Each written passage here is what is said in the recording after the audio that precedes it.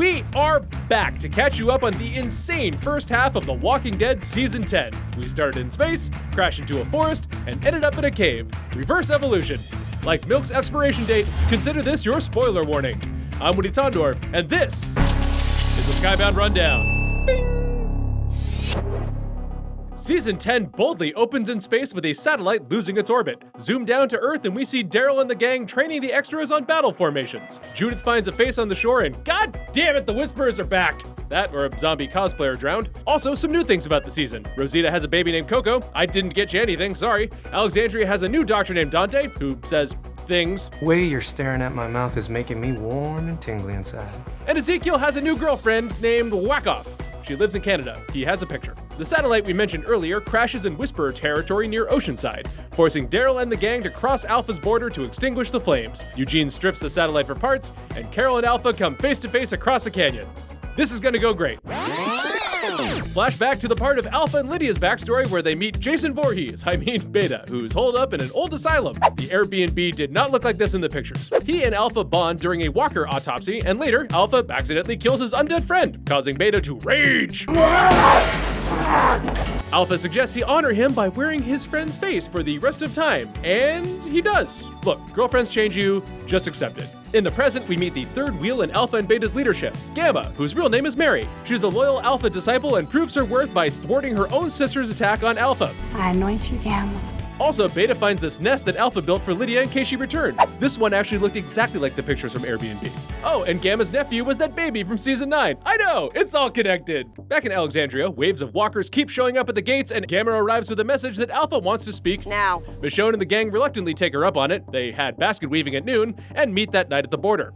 Alpha reveals she knows they've crossed her border, so as punishment, she's moving the border up and canceling basket weaving. Carol is fresh out of fuck. She really loved basket weaving, so she shoots at Alpha and misses. That's right, 3 basket weaving jokes. It's a runner. Go with it. Thankfully, Alpha lets it slide and tells him to get out of here, you scamps. I'm sure she'll let that go. She seems to have a short memory. The gang holes up in an old school for the night where Carol goes full-on Requiem for a Dream and hallucinates hard because she's been snacking on speed pills like hot Cheetos. Daryl is concerned. Still, she manages to fight off a gymnasium of walkers and upside down 360 no-scopes a Whisperer. Meanwhile, Negan and Aaron fight off some poisonous zombos in a field. Aaron temporarily goes blind from an eye infection, but Negan decides to spare him after watching Aaron bump around a cabin like Mr. Magoo. At Hilltop, a giant tree falls through a fence and the hero suspect it's Alpha. Oh my god! Really? Back in Alexandria, tensions rise as Silence the Whisperer's graffiti starts popping up around town, while Lydia and the Highwaymen rejects continue to feud after that whole wacky heads on spikes thing. When are people gonna get over that? Meanwhile, Michonne talks Ezekiel out of suicide, so he kisses her, but Michonne has not read the comic book, so she's like, nah. That night, Gage and the kids jump Lydia to avenge their friends. Oh, they had names? I didn't give a shit, honestly. Thankfully, Negan intervenes and tosses one of them against a wall, killing her. Again, no one gives a shit. Sadiq's vision gets blurry, walkers attack Hilltop, and Daryl calls an emergency council meeting to decide next steps. Negan's fate is a split vote, so Gabe decides to take the night to decide. Doesn't matter because next morning, Gabe finds Negan's cell empty. Whoopsies. Cut to the forest where Negan's getting tailed by his #1 stan, Brandon. He seems great. Damn! Classic Negan! He tolerates it until Brandon murders a helpless mother and son that they meet on the road. I passed, right? I am Negan! Bye, Brandon! Later, Negan coincidentally runs into the man he was looking for, Beta. Elsewhere, Magnet gets into a fight with Yumiko over stealing supplies, Alpha kills a Whisperer for making a suggestion, really need to examine the org chart, and Ezekiel reveals he has cancer. Don't rub it, move on. Daryl and Carol search for Alpha's horde while people in Alexandria keep getting deathly sick. Dante suspects it's a classic case of the butterflies, and I suspect that this dude is not a fucking doctor. I'm kind of amazing. Elsewhere, Beta makes Negan go through various trials to get initiated into the Whisperers. Negan passes with flying colors and bends the knee to Alpha. I'm all in. Also, Eugene uses the satellite parts to fix his radio and makes contact with a mysterious woman. Will he be the influencer on next week's The Circle? Tune in. It's not that kind of show. That night, Carol kidnaps a Whisperer and tells Daryl that this was the plan all along. God damn it, Carol! Back in town, Daryl and Carol try their best Jack Bauer impressions, but the Whisperer refuses to talk. While Gamma and Aaron bond over bread, the Whisperer dies in prison. Turns out, he's been poisoned. Dante blames Sadiq, whose PTSD has been cranked up to Frank Castle levels. It's a Punisher joke. John Bernthal's doing fine. He has a heart-to-heart with Rosita and then jumps in a lake. Or the other way around, who cares? That night, Lydia runs off after finding out Carol was using her. You said you wanted me to choose a side? I choose mine. In town, Sadiq realizes he knows Dante from the beheadings. He's a Whisperer. Dante realizes Sadiq's realization, and then the two of them have a heart-to-heart. No, I'm just kidding. He strangles him to death. So we lost Carl for this dude. Awesome.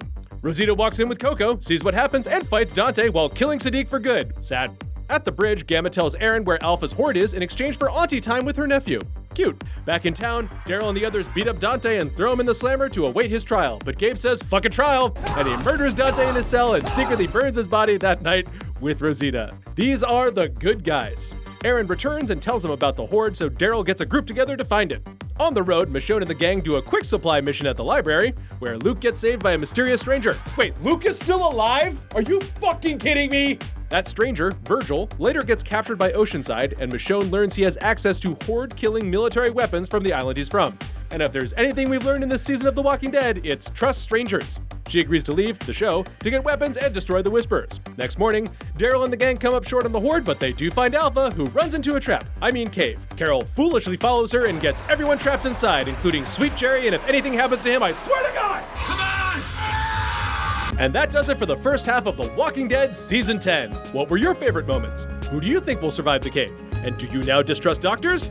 Let us know in the comments. That last one's definitely gonna get us in trouble. And make sure to like and subscribe to Skybound. And also make sure to check out Talk Dead to Me, the official Skybound Walking Dead podcast, talking about the TV shows, comics, video games, what have you. It's a lot of fun. Check it out on Mondays. I'm Woody Tondorf, and we'll see you next time.